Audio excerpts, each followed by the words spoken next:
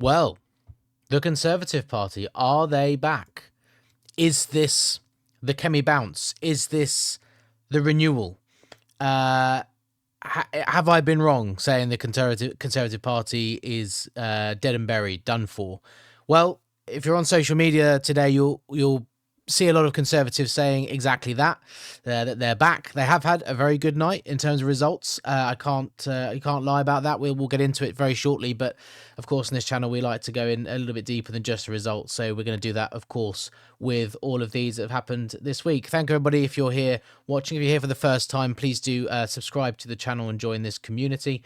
Leave a like on the video as well, please. That's greatly appreciated. And as always, and I'll say it more, I'm sure, multiple times as we go through the video, please do get involved in the comments with your thoughts and opinions as we go through, because that's really what the channel's all about. Is you guys contribute to this as much as I do.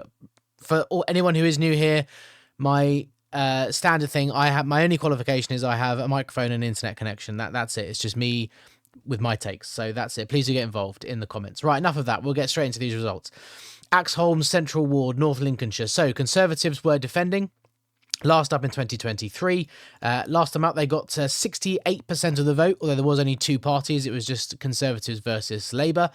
And the Conservatives have held on. They got just under 50% of the vote. So on the face of it, and indeed in reality, a very good result, a strong showing in terms of raw vote share. But of course, that is down 19 points, which isn't great. However, we will give them some leeway because, like I say, it was just the two parties before. So this time there was 5 parties on the ballot. So, that's to be expected.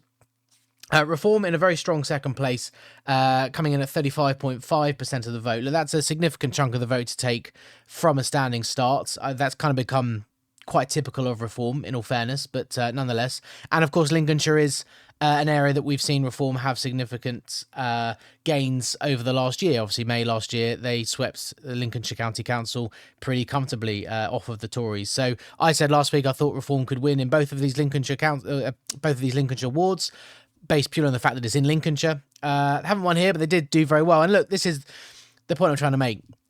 Tories, yes, they had a good result, 49%, but that's actually quite a big vote swing towards Reform, in the order of about 25% Conservatives to Reform vote swing. So, yes, it's a good result for the Tories, and let's be fair, and I have said, earlier in this year, I think in January or February as well, they've had a number now, a handful of successful holds, which is good. Like I've said, if they are going to have this comeback, then that needs to be the foundation. So they've done that tonight here and elsewhere, as we'll see in a minute. But it's still not really a strong performance, is it? Down by almost 20 points on previous. It doesn't, and we're going to see as we go on, but Reform, a big swing here from the Conservatives to Reform, but the Conservatives do win fairly comfortably. They have a 13-point majority, which is just under sort of safe. 15% generally is what I say is safe. Turnout here was 31%, which is around the average that we see these days. Interestingly, down here, the Labour Party down 25 points, almost 26 points from their showing in 2023, and being beaten into third place by the Green Party, who come in and get 8%. So look, really just bad news for Labour. And we're going to see that continue as we go into the next one, Brumby Ward, also in North Lincolnshire. This one was a Labour defence, last up in 2024, so the year that Labour won the general election.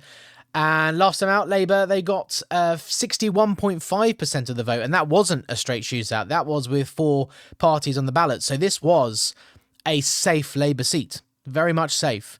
And they got decimated, absolutely wiped. 33 points down on that vote from 2024, down to 28% of the vote. Still second by a long way, but look, this was a safe seat. And I don't think the mainstream commentariat has quite come to terms with what's in store for Labour in May. Everybody's expecting Labour to lose. I know that. The writing's very much on the wall that they're going to get hammered. But the seats like this, where it wasn't just a straight shootout between two parties. This was 4 councillors on the ballot paper previously, and Labour were getting close to 70% of the vote, now down to just over a quarter. And we've seen, when we looked at the London preview I did a few months ago now, a lot of wards in London where Labour get 70% of the vote around that neck of the woods, And you would look at that and think, well, it doesn't matter how bad it can be, they'll keep that because of the size of the cushion they have. But it's not so. Look, I've said expect an average drop of for Labour in their wards that they're defending of 20 points in May. I think it might be more than that. I think, when you count in all these really substantial leads they have, I think they could be getting on for. I don't think it's going to be an average of 30, but there are going to be a lot of wards where they drop this much, which seems unbelievable, but I think that's what's in store for them. And Labour's loss is very much Reform's gain. They come in from a standing start, having not stood here before, straight in and win over half of the vote, 52.3% of the vote. It's a huge vote swing from Labour to Reform. Massive, absolutely huge. And look, I know the polls have Reform slipping at the moment, but like I said, these by-elections, they are still performing pretty well. And we'll see in a minute. Look, the last one, I know they didn't win up there in Axholme, Central, North Lincolnshire, but they got 36% of the vote. That's very good. All right, in fairness, we're saying Lincolnshire is one of their friendlier territories, so we would expect them to perform better than their polling average up there. But 36% still a very good turnout for them there, and 52% here in this ward. I think I have a feeling Reform in may surprise to the upside versus what their polling numbers are. Now, I know there's a number of people that are going to say that's copium from me, because I know a lot of people say this is a Reform channel. It's not, in all fairness. I'm just saying, I think based off the opinion polls that we see, I think Reform, and based off the by-elections we see, I think Reform are a bit ahead of where the polls have them at the moment. That's just the way I see it. I may well be proved wrong on the night of May the 7th. Of course, within the live streams, and make sure you subscribe to the channel and you can watch it in real time if I am proved wrong. So look, a huge loss for Labour, dropping that much in what was a safe seat. And in this one, interestingly, the Conservatives, in this case, were beaten to third place by the Green Party. So look, the Greens nowhere near winning either of these, but they are just slowly but surely making incremental gains on those two parties themselves. So Tories in fourth place behind the Green Party, who came in and improved their vote share by 4 points, up to 9%. So a massive majority for Reform here, safe, a 24-point majority. Turnout was very low, however, 17.4% is very poor. Sadly, sad to see turnout that low. Look, there's the argument, isn't there, that Reform do very well in low turnout, and that, in all fairness, is starting to. I thought for a time it looked like the turnout was increasing and Reform's leads were holding up. But we have actually seen in recent weeks that where they've done the best, it has still been a low turnout. So that's something that's potentially a concern for Reform when you get a higher turnout, if that is indeed a trend. Who knows? Let me know what you think in the comments. Next up, Halstead, Knockholt and Badgers Mount, Sevenoaks, another Conservative defence and another Conservative hold. So like I say, a good night for them. They successfully defended both of the seats they had to defend. Last up in 2023 as well. Last time out, again, it was a straight shoot between Conservatives and Lib Dems, and the Conservatives got 64% of the vote. That time, call it 65% of the vote. This time, they're down again 20 points, or 21 points, really. Again, it's a similar story to that one up in Lincolnshire, really. We have to take into account it was just the two parties last time, and therefore having four parties on the ballot this time is going to obviously is likely to dilute the vote share of the two parties that took part last time. But again, it's still not exactly a resounding defence, is it, to drop 20 points? And again, Reform coming in a fairly strong second place, 9 points ahead of the Lib Dems, who are in third. And Reform, again, from a standing start, up to almost 30% of the vote. So it's a big swing again, Conservative to Reform. Yes, look, the Conservatives win. They hang on, and it is actually a more comfortable win. This one's up 14%, almost that 15% safe. So this was a much more comfortable win for the Conservatives. But I don't think you can ignore that their vote share has been eaten into quite aggressively there by Reform in both cases, in Lincolnshire and here in Sevenoaks. Like I said, the Lib Dems here also declined a decent amount, down to 14 points. Again, we have to take into account two parties last time and four parties this time. That definitely factors into that equation. Look, I think I'm not trying to spin it as a bad news story for the Conservatives, but I just think there's more to it than they held on to two seats and won one, which we're going to see in a minute. There's a bit more to it than that. I still think they're in a very bad place. I do think after May they're going to be very much a withered party. I think from what I've read in some articles and magazines and stuff that is almost a fate that the Conservative headquarters has kind of resigned itself to, and they're going to try and go again after May the 7th. We'll see. Like I say, I may well be proved wrong, but I think May is going to be very, very bad for them. I think we've seen them, and I know we've got the caveat on these last two here. We've seen where it's just been the two parties previously, and then the dilution of the vote this time round. But we've seen these big drops for the Conservatives in other elections as well, where it hasn't been the case. We've seen them drop pretty hefty amounts in some of these other elections too. So I do think I stand by what I've said in the past. Basically, I still think that they are on a terminal decline. I don't see them turning it around. So yeah, unfortunately, no turnout data for in the percentage terms anyway for Sevenoaks. I'm sure regular commenter and one of my harshest critics in the comments, actually, Dr. Evan Harris, will put up the turnouts. I know he did a couple of weeks ago, so if you could, I'll be most grateful, as always. So yeah, no turnout data for that one, I'm afraid. Moving on then, the last one for this week, Stanford Ward, Vale of Whitehorse over in Oxfordshire. And of course, we had one of these a couple of weeks ago where we saw the Conservatives get beaten down into third place by Reform. And I said, could Reform do the same trick again? Well, no, is the answer, because actually here the Conservatives have gained one off of the Liberal Democrats. Not something we see all that often. If you are a local, or you know more about the situation over in Stanford, Vale of Whitehorse than I do, please do get in the comments and let us know what may have contributed to this change here. If it's more than just a matter, if there's something idiosyncratic to the area, be good to know. So the Lib Dems defending, they were down 17 points. So yeah, look, not a great night for the Liberal Democrats there. A pretty healthy whack off their vote share, and the Conservatives came in, but they only gained 2.5 points. Now I say, again, much to the chagrin of Dr. Harris that I just mentioned, I don't think a change of less than 5 is really all that meaningful. I don't see it as that. So I see this as Conservatives essentially maintaining their vote share from last time. But that was enough because the Liberal Democrat vote fell away. What's interesting is that the Reform Party increased their vote share, again, from standing start. So from 0, having not stood before, to 18%. Now, look, a long way behind, way off the Conservatives and 9 points behind the Liberal Democrats. But it's interesting to see a Liberal Democrat vote share decline and Reform vote share increase. Now, I wonder if what actually may have happened is some Liberal Democrat voters went to the Conservatives and some Conservatives went to Reform. Perhaps, I don't know. Let me know what you think. That's just an interesting little dynamic there. Greens, they were actually down 4.5 points as well, so sort of on the edge again of what I would say is all that relevant. But yeah, seeing them with a little bit of a decline there in Oxfordshire.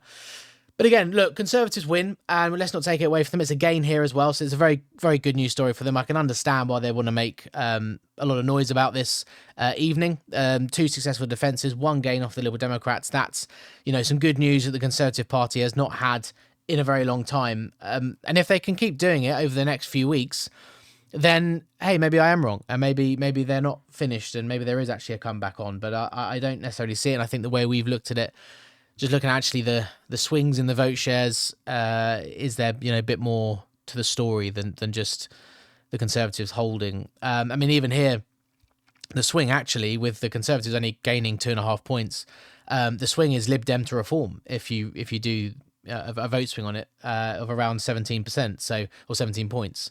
So even there, Reform are in swing terms at least.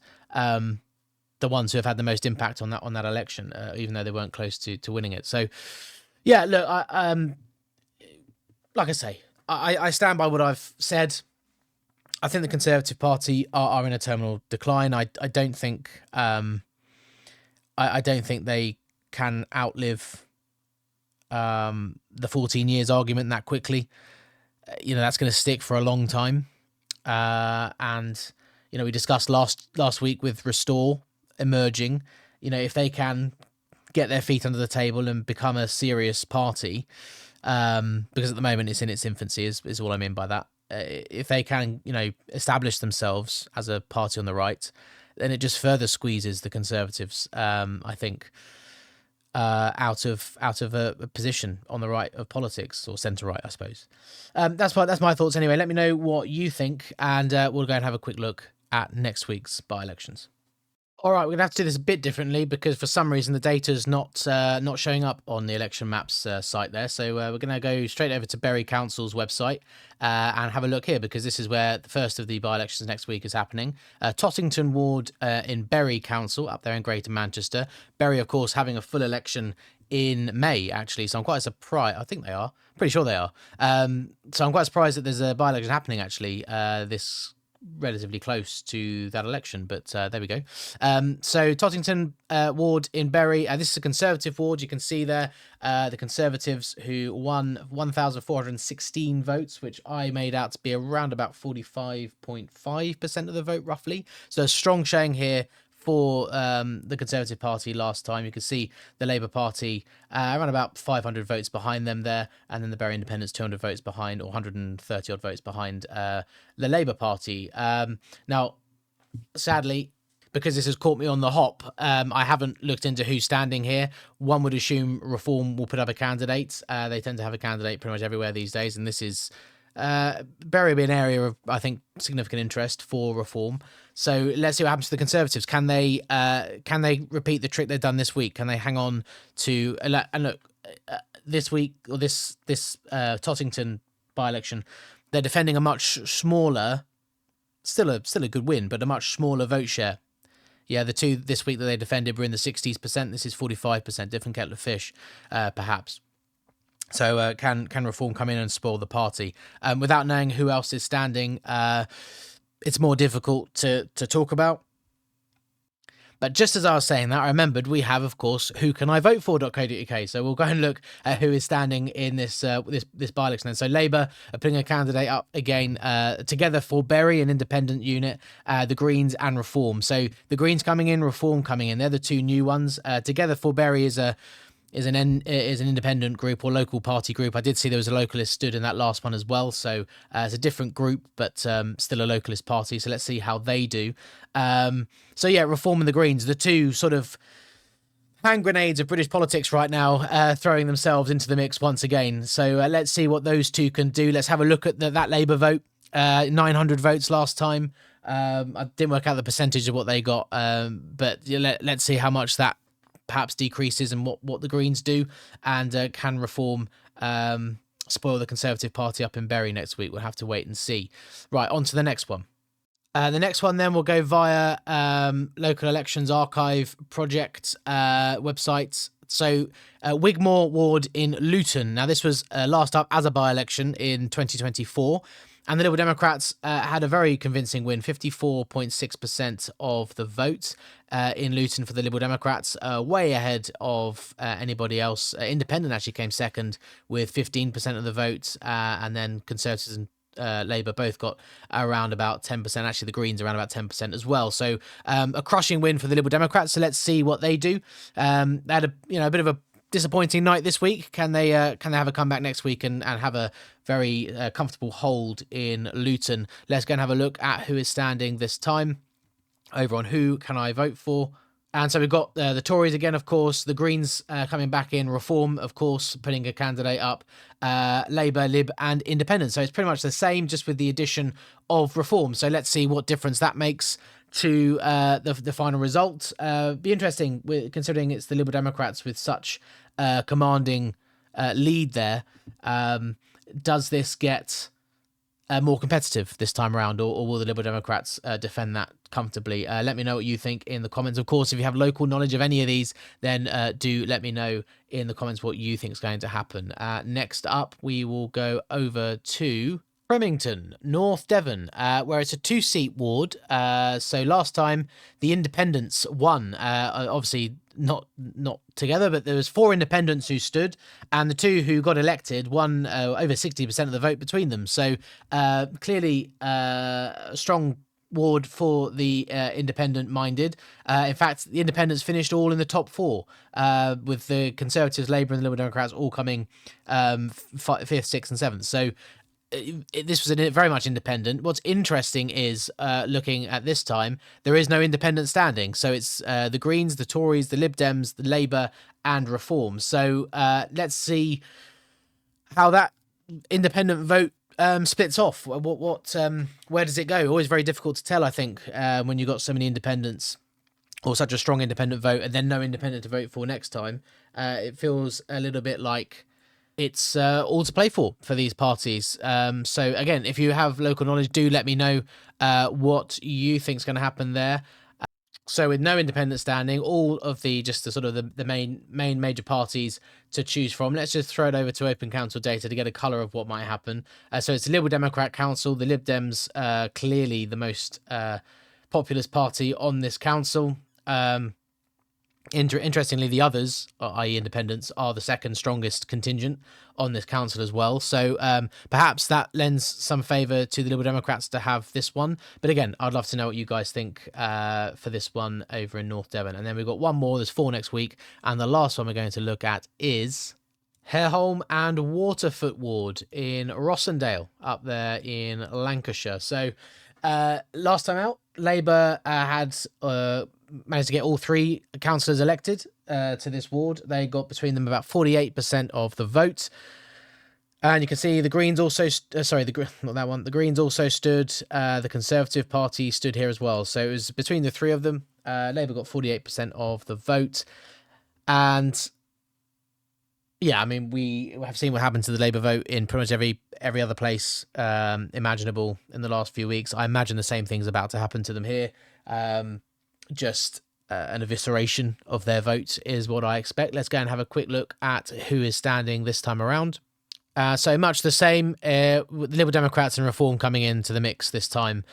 So yeah, look, let's see what happens. I expect the Labour vote is going to decrease quite precipitously up there in Rossendale. Of course, Reform did very well in the Lancashire County Council elections last year. Let's see what sort of performance they can put in. And of course, as always, when it's the Labour Party these days, let's see what happens to that Green vote. It's interesting. I think that you've got 2 sorts of Labour voter.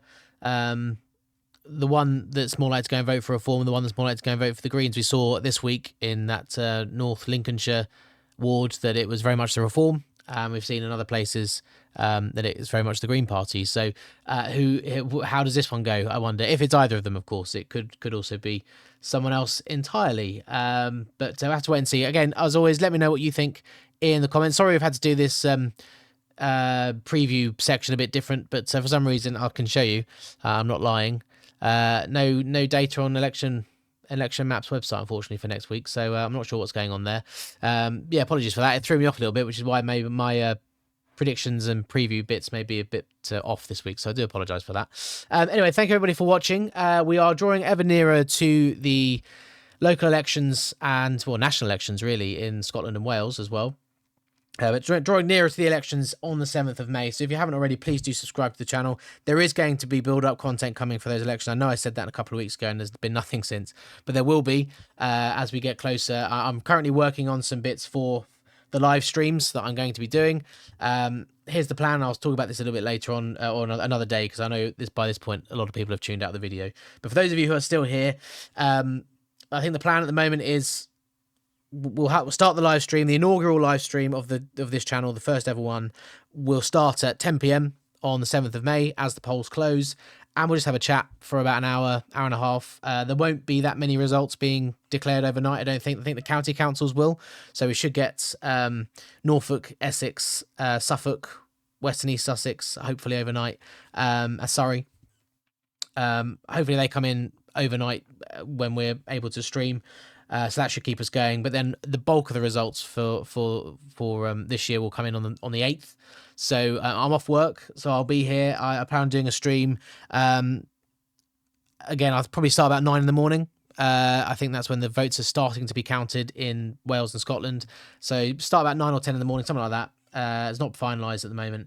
And then we'll just go throughout the day as long as we can, really, and just see what comes of it. I have no idea how successful it's going to be. I've got some plans, but a lot of it's going to be kind of just winging it. I just want to have fun, really, and chat with you guys in a live scenario. It's going to be good fun. I'm really looking forward to it. So if that sounds interesting to you, please do hit the subscribe button. If you've made it this far into the video with me waffling a bit, that's most appreciated. Thank you, everybody, as always, for watching.